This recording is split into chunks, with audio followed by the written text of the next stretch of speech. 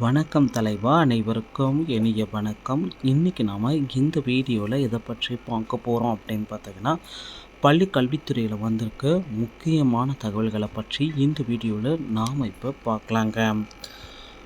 பள்ளி கல்வித்துறையில் காலி பணியிடங்களை நிரப்புதல் குறித்தான ஒரு அரசாணை காலக்கெடு. கல்வித்துறையில் அதிரடி மாற்றங்களை இது கொண்டு வருமா? அரசுடைய உத்தரவை பற்றி தான் இந்த வீடியோவில் நாம் இப்போ பார்க்குறோம். ஸோ அரசு ஒரு உத்தரவு பிறப்பிச்சிருக்காங்க. பள்ளி கல்வித்துறை செயலாளர் அரசு ஆணைகளையும் பிறப்பிச்சிருக்கார். இந்த அரசாணைகளால் யாருக்கு தான் என்ன யூஸ்ன்னு தெரியல. ஆனால் இந்த அரசாணைகளை பின்பற்றுவாங்களா பள்ளி கல்வித்துறை? இதுதாங்க மிகப்பெரிய கேள்விக்குறியாக இருக்குது. ஸோ ஒரே ஒரு இம்பார்ட்டண்டான அதில் கிடைத்த முக்கியமான விஷயம் என்ன அப்படின்னு பார்த்தீங்கன்னா, 2800 பட்டதாரி ஆசிரியர்கள் நியமனம். பட்டதாரி ஆசிரியர் பணி நியமனங்கள் குறித்து பல்வேறு வழக்குகள் நிலுவையில் இருந்தன. இதனால் புதிய ஆசிரியர்களை நியமிக்கும் பணிகள் தொடங்கப்படவில்லை. பள்ளி கல்வி செயலராக குமரகுருமகரன் நியமிக்கப்பட்டதும் நீதிமன்ற வழக்குகளில் தடை ஏதும் இல்லாததால் உடனடியாக 2800 புதிய பட்டதாரி ஆசிரியர்கள் நியமனத்திற்கான அறிவிப்பை வெளியிட்டார்.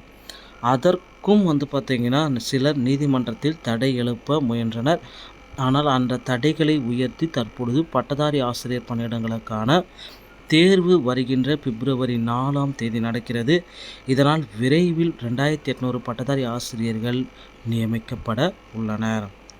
அதே போல் ஒவ்வொரு பிரிவிலும் உள்ள பிரச்சனைகளை களைந்து தீர்வுகளை ஏற்படுத்த பள்ளி கல்வித்துறை நடவடிக்கை எடுக்கப்பட்டு வருகிறதுங்க.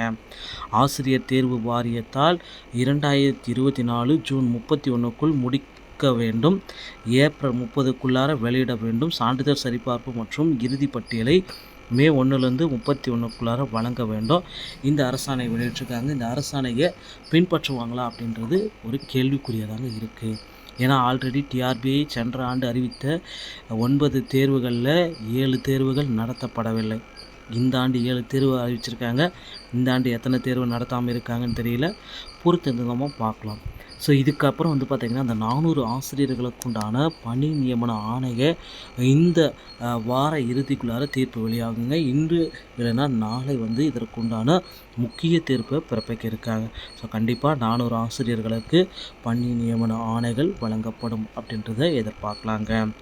டிஆர்பி மற்றும் பள்ளி கல்வித்துறை சொந்தமான செய்திகள் அனைத்தையும் உடனுக்குடன் பெற நம்ம சேனலோடு இணைந்திருங்கள். அடுத்த வீடியோவில் சந்திக்கிறேன். நன்றி, வணக்கம்.